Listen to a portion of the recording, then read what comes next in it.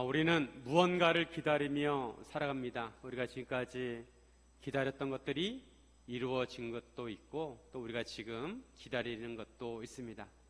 사람들이 요즘 기다리는 것은 무더위가 지나가기를 기다리고 있습니다. 어떤 사람을 기다리거나 어떤 일이 이루어지기를 기다리면서 가만히 기다리기만 하면 되는 것도 있고, 또한 기다리면서 우리가 해야 할 일이 있기도 합니다. 예수님께서는 다시 오신다고 약속하셨습니다. 우리는 다시 오실 예수님을 기다려야 합니다. 그런데 우리가 예수님께서 다시 오시기를 가만히 앉아서 기다리기만 하면 안 되고 기다리면서 해야 할 일이 있습니다. 우리가 마지막 때를 어떻게 준비하는지 예수님께서 비유로 말씀해 주셨습니다. 오늘 본문을 통해서 우리가 다시 오실 예수님을 어떻게 준비하고 맞이해야 하는지 함께 나누기를 원합니다. 첫째, 항상 준비해야 합니다. 준비를 해야 하는데 항상 준비해야 합니다. 우리가 누군가를 기다릴 때 시간과 장소를 잘 알아야 합니다. 손님이 오신다고 하면 손님이 언제 오시는지, 어디로 오시는지 잘 알고 준비해야 합니다. 그렇지 않으면 손님에게 결례가 됩니다. 우리 신랑 되신 예수님을 맞이하기 위해 잘 준비합니다. 언제 오실지 모르지만 항상 준비하고 있어야 합니다. 예수님께서 마지막 때를 준비하는 성도들의 자세에 대해서 말씀하시면서 비유를 말씀하십니다. 천국은 마치 등을 들고 신랑을 맞이하러 나간 10 처녀와 같다고 하십니다. 1절 같이 한번 있습니다. 시작. 그때 천국은 마치 등을 들고 신랑을 맞으러 나간 10 처녀와 같다 하리니, 이 말씀을 이해하기 위해서는 고대 이스라엘의 결혼 문화를 알아야 합니다. 이스라엘에서는 결혼식을 일주일 동안 진행을 했습니다.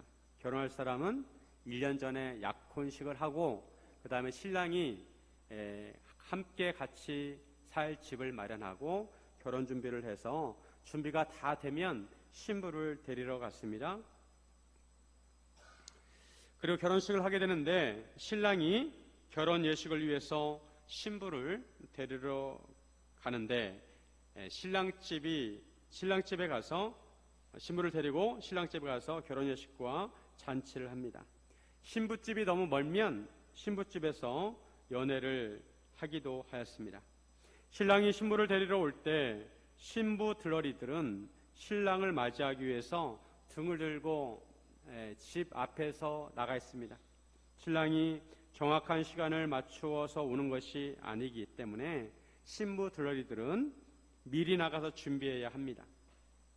이때 신부 들러리가 10명이었습니다. 그 당시에 결혼식을 위해서 신부 들러리는 최소한 10명이 되어야 했습니다. 신부 들러리로 10명의 처녀가 있었는데 그 중에 5은 미련하고 5은 슬기 있는 자였습니다. 미련한 자들은 등을 가졌지만 기름을 가지지 않았고, 슬기 있는 자들은 그릇에 기름을 담아서 등과 함께 가져갔습니다. 이들이 가지고 있는 등은 집안에서 사용하는 등불이 아니고 그것과 다른 것입니다. 긴 막다에 달아서 어둠을 밝히는 등이었는데 횃불처럼 천으로 기름을 흡수해서 불을 밝혔습니다. 그래서 주기적으로 기름을 공급해야 했습니다. 여기서 슬기 있는 자와 미련한 자의 차이점은 기름을 준비했느냐 준비하지 않았느냐 그 차이입니다. 기름을 준비한 사람은 오랫동안 불을 밝힐 수가 있는 준비를 한 것입니다. 반면에 기름을 준비하지 않은 사람은 준비성이 없었습니다. 단지 그들이 들고 있는 등불이 꺼지면 대책이 없었습니다. 신부 들러리들이 신랑을 기다렸는데 신랑이 생각보다 더디 왔습니다. 오늘날은 휴대폰이 있어서 전화를 걸어서 언제 올지 가늠할 수 있지만 그 당시에는 통신수단도 변변치 않아서 신랑이 언제 도착할지 알 수가 없습니다. 옛날에 시골에서 버스를 기다릴 때 미리 나가서 기다려야 합니다. 버스 시간이 정해져 있지만 버스가 정각에 오는 것이 아닙니다. 버스가 하루에 3번, 4번, 몇 번 다니지 않기 때문에 한 번 놓치면 그 다음 차는 몇 시간을 기다려야 합니다. 만약에 버스 정류장에 미리 나가 있지 않으면 버스가 그냥 지나가 버립니다. 미리 나가서 저 멀리 버스가 오는지 잘 살펴보고 있다가 비포장 도로에 버스가 먼지를 일으키면서 다가오면 준비하고 있다가 버스를 타야 합니다. 신랑을 기다리는 신부 들러리들도 이처럼 기다리고 있었습니다. 신랑이 더디 오자 10처녀가 다 졸며 잤습니다. 시간이 꽤 지났습니다. 그런데 신랑이 나타날 기미가 보이지 않습니다. 너무 오래 기다리다 보니 슬기로운 자들도 자고 미련한 자들도 잤습니다. 사람은 잠을 자야 합니다. 물론 깨어 있어야 하지만 성경에서 깨어 있으라는 것은 영적으로 깨어 있으라는 것입니다. 10처녀가 졸며 잤다는 것은 그만큼 신랑이 지체했다는 것입니다. 우리는 이미와 아직 사이에 살고 있습니다. 예수님이 이미 오셨지만 아직 오시지 않으셨습니다. 우리도 예수님께서 다시 오실 것을 기다리고 있지만 예수님께서 언제 오실지 알 수가 없습니다. 사람은 오랜 시간 동안 기다리다 보면 감각이 무뎌지게 되어 있습니다. 옛날 사람들은 요즘 사람들보다 순수한 면이 있어서 지고지순한 사랑을 하는 사람들이 많았습니다. 그래서 행방을 모르는 남편을 한평생 기다린 사람도 있었습니다. 장기래 박사는 북한에서 피난을 왔는데 피난을 내려올 때 둘째 아들하고 내려왔습니다. 그리고 나머지 가족들은 그 다음에 오기로 했는데 그 길이 평생 이산가족이 되어가지고 가족을 더 이상 만나지 못했습니다. 그런데 장기래 박사는 평생 아내가 가르쳐준 노래를 부르면서 아내를 그리워했다고 합니다. 그리고 평생 혼자 살았습니다. 어쨌든 우리가 기다려야 할 사람은 오래 기다릴 줄 알아야 합니다. 드디어 연락이 왔습니다. 밤중에 저 멀리 사람들이 다가오는 소리가 들립니다. 신랑이 온다고 하면서 맞으러 나오라고 했습니다. 드디어 신부 들러리들이 마중 나갈 시간이 되었습니다. 처녀들은 다 일어나서 등을 준비했습니다. 그런데 오래 기다리다 보니 등불이 점점 약해졌습니다. 기름이 다 떨어져 가고 있었습니다. 그러자 미련한 자들이 슬기 있는 자들에게 말하기를 우리 등불이 꺼져가니 너희 기름을 좀 나눠달라라고 했습니다. 미련한 자들은 기름을 준비하지 않아서 기름을 공급할 수가 없었습니다. 그러자 슬기 있는 자들이 우리와 너희가 쓰기에 다 부족하니 차라리 파는 자들에게 가서 너희 쓸 것을 사라고 했습니다. 만약에 기름을 나누어 주었다가 모두 기름이 부족하게 되면 모든 등불이 다 꺼지게 됩니다. 그러므로 차라리 기름을 사오라는 것입니다. 그런데 미련한 자들이 기름을 사러 간 사이에 신랑이 도착을 하게 됩니다. 그래서 준비되었던 자들은 함께 혼인잔치에 들어가고 문이 닫히게 되었습니다. 그리고 그 후에 남은 처녀들이 와서 주여 주여 우리에게 열어줘서라고 하였습니다. 하지만 한 번 닫힌 문은 열리지 않았습니다. 12절에 보시면 대답하여 이르되 진실로 너희에게 이르노니 내가 너희를 알지 못하노라 하였느니라. 내가 너희를 알지 못한다는 것은 이전에 알고 있었다 하더라도 이제는 너희와 관계를 끊겠다 이 말입니다. 너희와는 이제 아무 상관이 없다. 신랑은 왜 이렇게 문을 닫고 열어주지 않으려고 할까요? 그것은 처녀들이 신랑을 업신여겼기 때문입니다. 그들은 신랑을 맞이할 준비가 되어 있지 않았습니다. 예수님은 우리의 신랑이시고 우리는 신부입니다. 예수님께서 언제 오실지 모릅니다. 그래서 우리는 슬기로운 신부 들러리처럼 항상 신랑 되신 예수님을 맞이할 준비를 해야 합니다. 그러려면 항상 기름을 준비해야 합니다. 예수님을 맞이할 때 등불을 밝힐 기름이 언제나 준비되어 있어야 합니다. 그래야 등불을 밝힐 수가 있습니다. 그러면 기름은 무엇을 의미할까요? 기름은 하나님과의 영적인 교제를 의미합니다. 13절에 예수님께서 깨어있으라고 말씀하셨는데 영적으로 잠들지 않고 깨어있다는 것은 하나님과 항상 교제한다는 것입니다. 예수님처럼 아무리 바빠도 따로 시간을 내어서 예수님께 기도를 드리고 하나님의 말씀을 묵상하며 하나님과 교제하는 것입니다. 매일매일 하나님께서 동행해 주시길 기도하고 무엇을 할지 여쭈어야 합니다. 하나님의 뜻이 무엇인지 구해야 합니다. 그래야 영적으로 깨어 있을 수 있습니다. 신부들러리가 등을 들고 나가는 것은 외적인 행동입니다. 하지만 기름은 내면적인 것입니다. 겉으로 등을 들고 나가 있어도 내면적으로 진실한 믿음이 없을 수 있습니다. 이런 경우 예수님께서 외면하신다는 것입니다. 우리가 겉으로는 사람들이 보기에 믿음이 좋아 보여도 속으로 평소 예수님을 믿지 않고 진실한 믿음이 없으면 마지막 때 아무 소용이 없습니다. 문이 닫혀버립니다. 혼인잔치에 들어갈 수가 없습니다. 이것은 아주 심각한 상황입니다. 그러므로 평소에 기름을 준비합니다. 항상 등불을 밝힐 수 있도록 주님과 교제해야 합니다. 교회적으로 보면 교회는 두 가지 종류가 있습니다. 지역교회와 우주적인 교회가 있습니다. 지역교회는 우리 눈에 보이는 교회입니다. 지역교회에서는 예배당에서 사람들이 모여서 예배를 드립니다. 하지만 지역교회는 불완전한 교회입니다. 무슨 말이냐면 함께 예배를 드리고 있지만 그 중에 믿음이 없는 사람도 있다는 것입니다. 일제강점기에 일본 순사들이 감시를 하기 위해서 예배에 참석을 했다고 합니다. 그처럼 예배에 참석을 한다 하더라도 다 구원받은 것이 아니라는 것입니다. 반면에 우주적인 교회는 보이지 않는 교회이고 완전한 교회이고 모든 믿는 사람들의 모임입니다. 모든 구원받는 사람들의 모임입니다. 그래서 우리는 영적으로 긴장해야 합니다. 우리가 단지 예배에 참석했다고 예수님을 맞이할 준비가 된 것이 아닙니다. 기름을 준비합니다. 기름. 예수님을 온전히 믿고 인격적인 관계를 맺고 항상 교제해야 합니다. 그리고 기름을 빌려줄 수 없다는 것은 누가 대신 해줄 수 없다는 것입니다. 기름은 스스로 준비해야 합니다. 누가 대신 준비해 줄 수 있는 것이 아닙니다. 하나님을 믿고 교제하는 것은 누가 대신 해줄 수 없습니다. 스스로 해야 하는 것입니다. 사랑하는 성도 여러분, 항상 주님을 맞이할 준비를 하시기를 주님의 이름으로 축원드립니다. 둘째, 착하고 충성된 종이 되어야 합니다. 사람들은 인생을 행복하게 살기를 원합니다. 어떻게 하면 편안하게 살까? 어떻게 하면 즐겁게 살까? 사람들은 항상 이것을 생각합니다. 하지만 우리가 해야 할 일을 다 마쳤을 때 그 인생이 가장 보람있고 행복한 인생입니다. 우리가 우리 인생을 각자 나름대로 해석을 합니다. 하지만 성경적 관점으로 우리 인생을 본다면 우리 인생은 나중에 하나님으로부터 평가를 받습니다. 그래서 우리 인생을 우리 마음대로 살아서는 안 되고 하나님 뜻대로 살아야 합니다.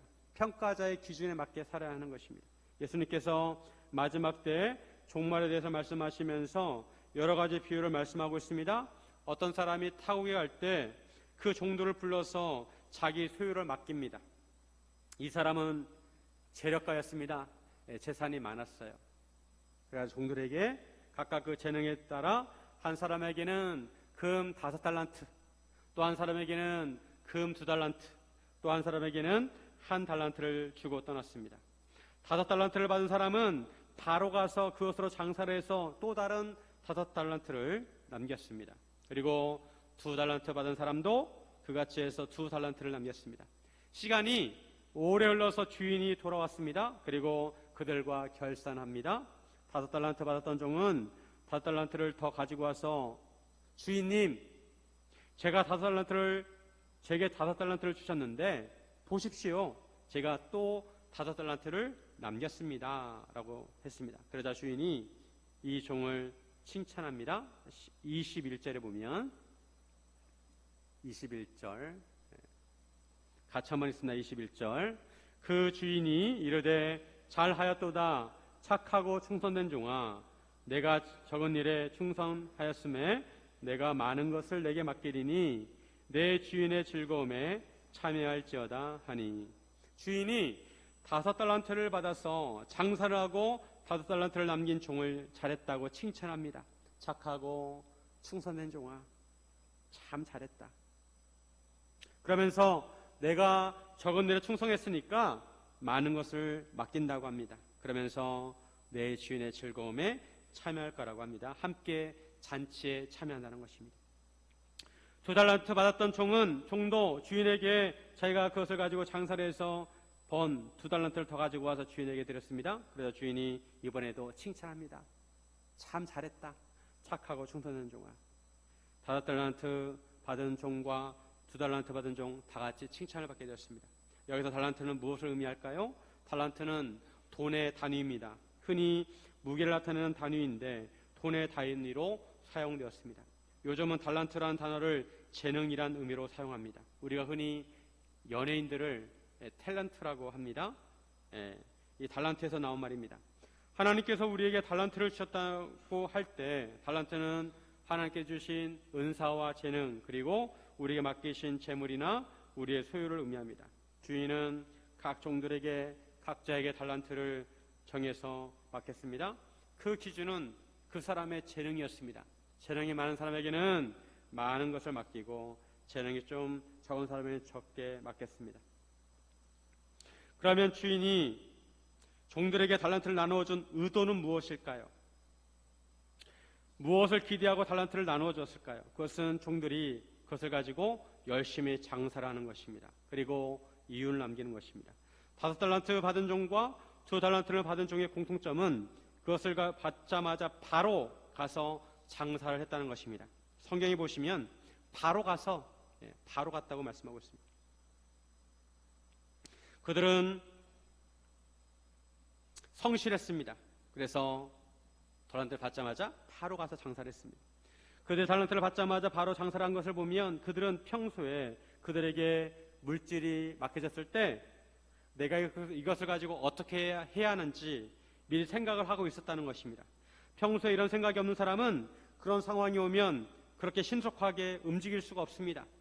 평소에 준비된 사람이 상황이 주어졌을 때 신속하게 움직일 수가 있습니다. 그리고 그들은 장사를 해서 이윤을 남겼습니다.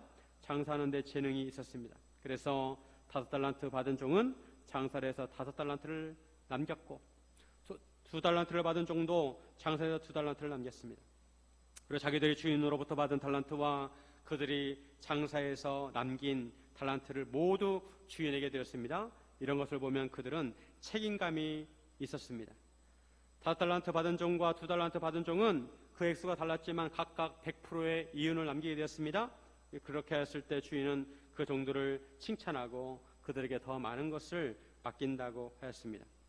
주인은 5달란트 받은 종과 2달란트 받은 종에게 착하고 충성된 종이라고 칭찬했습니다. 착하다는 것은 주인의 뜻을 잘 알고 주인의 뜻에 맞게 행했다는 것입니다. 딴 마음을 품지 않고 자기 이익을 챙기지 않았다는 것입니다. 딴 주머니를 차지 않았다는 것입니다. 주인으로서 주인의 종으로서 그 본분을 잘 지켰다는 것입니다. 그리고 충성되고 되다는 것은 자기들이 맡은 일을 책임감 있게 감당하였다는 것입니다. 이런 것을 보면 하나님께서 우리에게 기대하시는 것도 같다고 할 수가 있습니다. 하나님께서도 우리에게 바라시는 것은 하나님께서 우리에게 맡기신 것을 성실하고 책임감 있게 감당한다는 것입니다. 하나님께서 우리에게 맡기신 달란트는 은사와 재능이기도 합니다. 사명이기도 합니다. 하나님께서 우리 각자에게 은사를 주셨습니다. 그런데 성도들이 이 사실을 잘 알지 못합니다. 다만 우리가 우리의 은사를 모를 뿐입니다. 우리가 하나님을 믿는다면 우리는 한 가지 이상씩 은사를 가지고 있습니다. 고린도전서 12장 10절과 11절에 보시면 어떤 사람에게는 능력 행함을, 어떤 사람에게는 예언함을, 어떤 사람에게는 영들 분별함을, 다른 사람에게는 각종 방언 말함을, 어떤 사람에게는 방언들 통역함을 주시나니 이 모든 일은 같은 한 성령이 행하사 그의 뜻대로 각 사람에게 나누어 주시는 것이니라. 자, 누가 은사를 나누어 주시나요? 네? 11절에 보니까 성령님이 각 사람에게 은사를 나누어 주십니다. 성경에 보면 여러 가지 은사가 나옵니다. 사람마다 각각 다른 은사를 나누어 주시는데 한 사람에게 한 가지 이상씩 은사를 나누어 주십니다. 다 똑같은 은사가 아닙니다. 어떤 사람은 방언하는 은사, 어떤 사람은 통역하는 은사, 어떤 사람은 치유의 은사, 어떤 사람은 섬기는 은사, 어떤 사람은 가르치는 은사 등을 주십니다. 우리는 하나님께서 나에게 주신 은사를 관심을 가지고 발견해야 합니다. 만약에 사모하는 은사가 있다면 하나님께 그걸 달라고 기도하시기 바랍니다. 물론 은사를 주시는 분은 성령님이시기 때문에 성령님께서 결정하실 것입니다. 그리고 목사, 장로, 권사, 직분, 집사 이런 직분도 은사의 일종입니다. 우리는 하나님께서 우리에게 주신 은사를 알아야 합니다. 그리고 그 은사를 가지고 하나님과 교회와 성도를 섬겨야 합니다. 이것이 하나님께서 우리에게 은사를 주신 목적입니다. 은사를 통해서 나만 유익한 것이 아니라 교회를 세우라고 주신 것입니다. 그리고 하나님께서 우리에게 맡기신 사명을 잘 감당해야 합니다. 성실하고 책임감 있게 감당해야 합니다. 물론 우리가 우리의 사명을 감당할 때 그 열매는 하나님께서 주시는 것입니다. 오늘 본문에서처럼 100% 유언을 남길 수 있으면 좋겠지만 그렇지 않다더라도 주어진 일에 최선을 다해야 합니다. 대체적으로 주어진 일에 최선을 다할 때 하나님께서 열매를 맺게 하십니다. 때로 하나님께서 나에게 맡기신 사명을 생각할 때 직업을 생각할 수 있습니다. 직업도 하나님께서 주신 것입니다. 그래서 칼빈은 직업 소명서를 주장했습니다. 악한 일이 아니라면 우리의 직업도 청소하는 일도 하나님께서 맡기신 일이라는 것입니다. 그래서 직업을 영어로 콜링 또는 보케이션이라고 합니다. 교회의 직분만 하나님의 사명이 아니라 세상에서의 직업도 하나님께서 부르신 소명이라는 것입니다. 그래서 세상에서 내가 가진 직업에 최선을 다하는 것도 하나님께 영광을 돌리는 것입니다. 그런데 우리는 성도로서 우리가 직업을 가지고 직장에서 일을 잘 하는 것보다 더 중요한 것이 있습니다. 그것은 하나님께서 우리에게 주신 삶의 자리를 잘 지키는 것입니다. 하나님께서 맡기신 가정, 하나님께서 인도하신 삶의 자리에서 하나님을 사랑하고 이웃을 사랑하며 사는 것이 중요합니다. 물론 그 자리가 힘들 수 있습니다. 어떤 집사님은 치매에 걸린 친정 어머니를 모시고 살면서 구역 예배를 드릴 때마다 웁니다. 너무 힘들어가지고. 그 상황에 처한 사람이 아니면 알 수 없는 아픔과 고통이 있습니다. 어떤 사람은 특수한 가정환경 때문에 느끼는 고통과 아픔이 있습니다. 어떤 사람은 직장과 사회에서 그럴 수 있습니다. 하지만 그러한 삶의 자리에서 우리가 예수님의 가르침대로 살아가는 것이 더 중요한 사역입니다. 어렵더라도 인내하고 참고 사랑하고 섬기고 믿음으로 사는 것이 우리에게 더 중요한 사역입니다. 하나님께 착하고 충성된 종이라고 칭찬을 받으려면 착한 마음을 가져야 합니다. 예수님의 마음을 가져야 합니다. 그리고 맡은 일을 충성스럽게 해야 합니다. 이처럼 하나님께서 맡기신 삶의 자리에서 성도로서 살아가고 예수님의 제자로서 살아가는 것이 우리의 사명입니다. 사랑하는 성도 여러분, 착하고 충성된 종이 되시기를 주님의 이름으로 축원드립니다. 셋째, 힘써 하나님을 알아야 합니다. 우리가 하나님을 온전히 믿으려면 하나님을 잘 알아야 합니다. 믿음은 지식과 연관이 있습니다. 바로 알아야, 바른 지식이 있어야 바로 믿을 수가 있습니다. 그리고 하나님에 대해서 많이 알면 많이 할수록 하나님을 더 신뢰하고 하나님을 더 잘 믿을 수 있습니다. 그래서 우리는 힘써 하나님을 알아야 합니다. 주인은 세 종에게 달란트를 나눠줬습니다. 앞에 두 종은 주인이 준 달란트로 장사를 해서 배로 이윤을 남겼습니다. 그런데 마지막 한 달란트 받은 종은 다르게 행동을 합니다. 그는 가서 땅을 파고 주인의 돈을 감춰두었습니다. 그리고 주인이 돌아왔을 때 이렇게 말합니다. 24절과 25절을 보시면 한 달란트 받았던 자는 와서 이르되 주인이여 당신은 굳은 사람이라 심지 않은 데서 거두고 해치지 않은 데서 모으는 줄을 내가 알았으므로 두려워하여 나가서 당신의 달란트를 땅에 감추어 두었나이다. 보소서 당신의 것을 가지셨나이다. 한 달란트 받은 종은 주인을 굳은 사람으로 보았습니다. 그는 주인을 완고한 사람으로 보았습니다. 인정 없고 깐깐하고 계산적이고 사람을 이용할 줄만 알지 정이 없는 사람으로 보았다는 것입니다. 종에게 일을 시킬 때도 사람을 사람으로 보지 않고 도구로 생각한다는 것입니다. 심지어는 심지 않은 데서 거두고 해치지 않은 데서 모으는 줄로 알았다는 것입니다. 군대에서 선임병이 후임병을 괴롭힐 때 1,000원짜리를 주면서 과자를 10,000원어치 사오라고 합니다. 어떻게 1,000원으로 10,000원어치 과자를 살 수가 있습니까? 일부러 그렇게 한다는 거죠. 괴롭히려고. 그런데 주인이 그와 같은 사람이라는 것입니다. 한 달란트 받은 종은 주인을 그런 사람으로 보았고 두려워했습니다. 그래서 그 종은 자기가 받은 달란트를 땅에 감추어 두었습니다. 고대에는 은행이 발달하지 않아서 밭에다가 보물을 감추어 두기도 했습니다. 이 종은 자기가 받아서 땅에 묻어두었던 한 달란트를 주인에게 도로 가져왔습니다. 주인은 이 종에게 실망합니다. 26절에 그 주인이 대답하여 이르되 악하고 게으른 종아, 나는 심지 않은 데서 거두고 해치지 않은 데서 모는 줄로 내가 알았느냐. 주인은 그 종을 악하고 게으른 종이라고 합니다. 그리고 주인에 대한 잘못된 생각을 꼬집어 줍니다. 주인을 심지 않은 데서 거두고 해치지 않은 데서 모으는 사람으로 생각한 것을 꾸짖었습니다.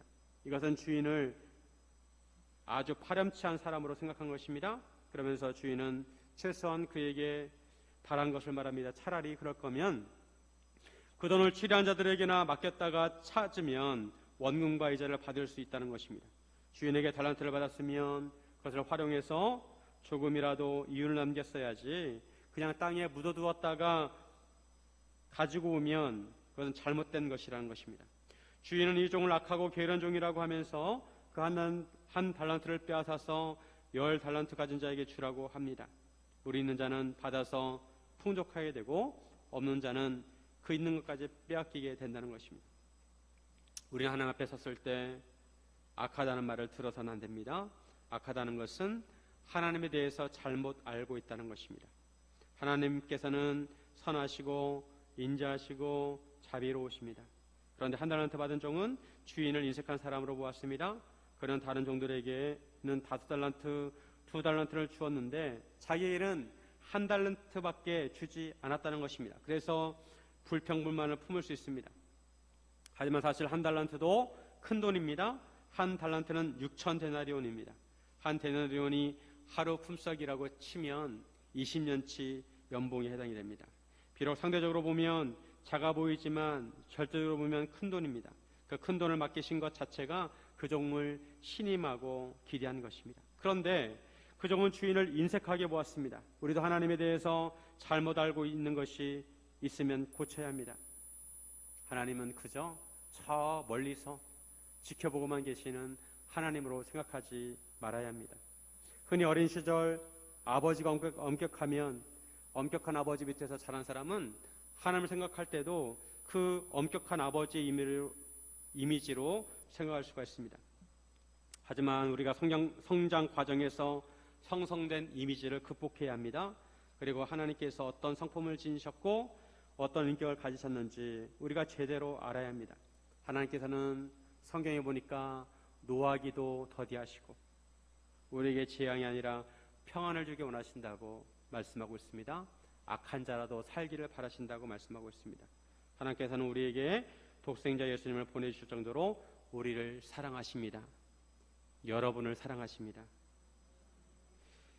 또한 그 종이 게으르다는 것은 그가 할 일을 하지 않았다는 것입니다. 주인은 달란트를 땅에 묻을 거라면 차라리 은행에 맡겨서 이자라도 받아야 한다는 것입니다.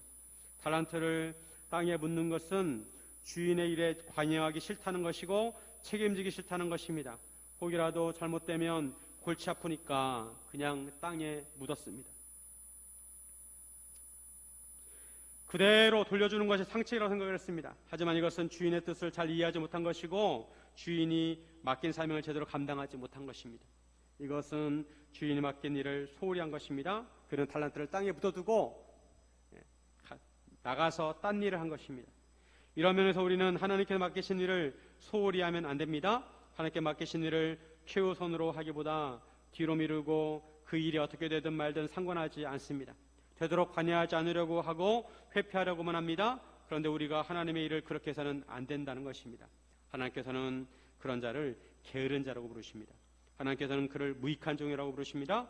그는 바깥 어두운 데 쫓겨나서 거기서 슬피 울며 이를 갈 것입니다. 범죄자들은 처벌을 받으면 억울해합니다. 회개하는 것이 아니라 억울해합니다. 하나님께 징벌을 받으면서도 사람들은 자기 죄를 회개하지 않고 오히려 억울해하고 탓을 합니다. 우리는 다시 오실 예수님을 기다리면서 유익한 종이 되어야 합니다. 무익한 종이 아니라 유익한 종. 하나님께서 맡기신 일에 최선을 다하는 착하고 충성된 종이 되어야 합니다. 예수님께서 여기서 이 비유를 말씀하신 것은 그 당시 바리새인들과 유대인들이 바로 이 한 달란트 받은 사람과 똑같다는 것입니다. 그들은 딱딱하고 변화를 싫어했습니다. 그저 자신들이 받은 율법을 그대로 땅에 묻어두었습니다. 예수님께서 새 포도주는 새 부대에 담기를 원하셨는데 오히려 그들은 예수님께서 주시는 포도주를 거부했습니다. 그들은 하나님에 대해서 오해했고 하나님에 대한 지식이 미천했습니다. 하나님을 제대로 알지 못했습니다. 하나님의 뜻과 하나님의 계획과 하나님의 계시를 잘 알지 못했습니다. 그래서 하나님께 보내신 예수님을 오히려 배척하고 핍박했습니다. 그들은 하나님에 대해서 오해했습니다. 그뿐 아니라 그들은 그들이 해야 할 일을 제대로 하지 못했습니다. 하나님께서 이스라엘 백성에게 율법을 주신 것은 다른 민족들로 하여금 하나님을 알게 하도록 하기 위한 것입니다. 다른 민족을 배타하는 것이 아니라 다른 민족에게 하나님을 소개하도록 하신 것입니다. 그들이 세상에 빛을 발해서 세상 모든 사람들이 하나님께 돌아오기를 바랬습니다. 그런데 오히려 그들은 이방 민족들을 핍박하고 지옥의 불쏘시개라고 했습니다. 하나님께서 이스라엘 백성이 세상 사람들을 하나님께 인도하기를 바라셨지만 오히려 그들은 그들도 천국에 들어가지 못할 뿐만 아니라 사람들로 하여금 천국에 하나님께 다가가지 못하게 하였습니다. 예수님께서 지향사역을 하실 때 아주 파격적으로 하셨습니다. 예수님께서는 죄인과 세리와 창녀를 가까이 하셨습니다.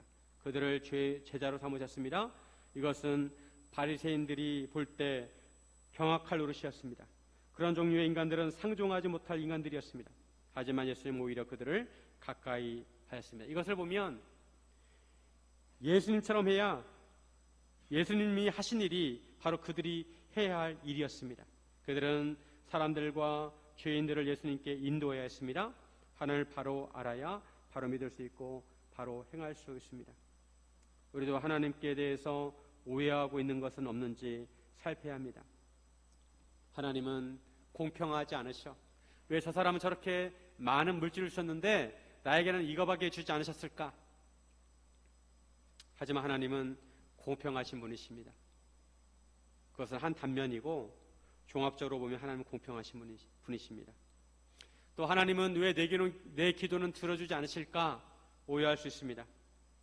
하나님은 기도를 들어주십니다. 다만 우리가 기억하지 못할 뿐입니다. 지나고 난 것을 다 생각해보면, 되돌아보면 우리가 기도 응답된 것은 기억하지 않아요. 우리가 아무리 큰 것을 응답해 주셨어도 우리가 응답되지 않은 것만 기억하기 때문에 하나님이 내 기도를 들어주지 않는다고 생각할 뿐입니다. 하나님은 각자에게 맞는 은혜를 주시는 줄로 믿습니다. 각 교회를 다녀도 그 교회마다 하나님 주신 은혜가 있습니다. 하나님은 공평한 분이십니다. 사랑하는 성도 여러분, 예수님께서 다시 오실 때 우리에게 맡기신 일을 잘 감당하고 기쁨으로 맞이하시기를 주님의 이름으로 축원드립니다.